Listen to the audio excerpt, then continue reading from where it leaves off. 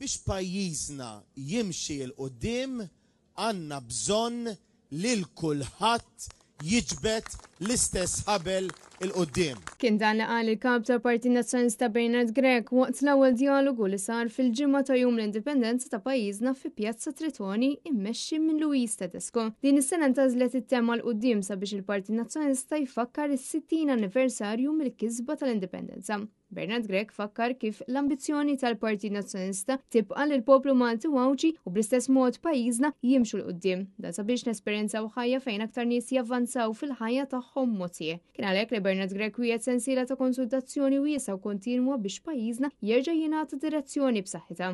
Il-poplu Malti u Awċi qatt ma beża jimxi il-qudiem.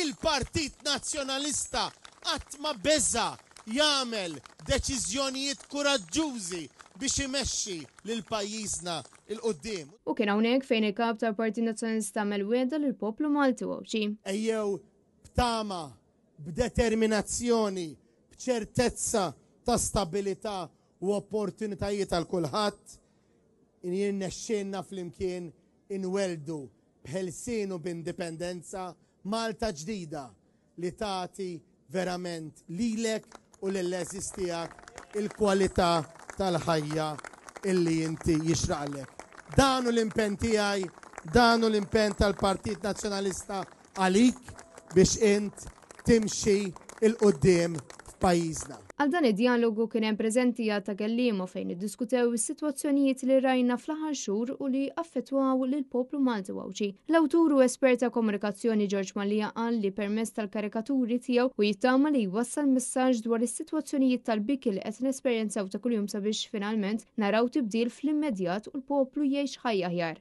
L-ex-direttur ġenerali tal-Assoċjazzjoni ta' min iħaddem Joe Farrugia qal li jeħtieġ li l-gvern jerfa' responsabilità u jassigura li jagħti direzzjoni ċara fejn pajjiżna jeħtieġ li jmur li ma' sitwazzjoni mhux qed narawha wara 11-il sena ta' tmexxija laburista.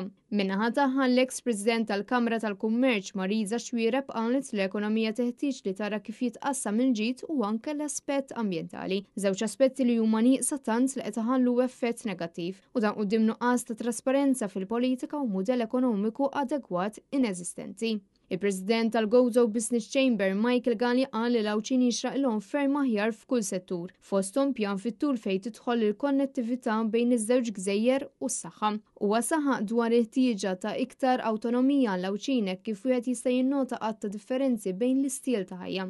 Preżenti wkoll il-psikjatra Daniel Vella Fonda Caro fejn qal li baqa' ħafna iktar xi jsir dwar is-saħħa mentali f'pajjiżna, mod speċjali fejn tidħol il-well-being tas-soċjetà. U fakkar kif il-bniedem jifforma parti minn komunità u bekk jeħtieġ li kull persuna tieħu ħsieb lil xulxin. Intant il-ħamis fil-għaxija se tkun qed issir intervista mal-kap tal-Partit Nazzjonalista Bernard Grech fejn il-ġurnalista Times of Malta Mark Lawrence Zammit se jkun qed jagħmel qatt ta' mistoqsijiet.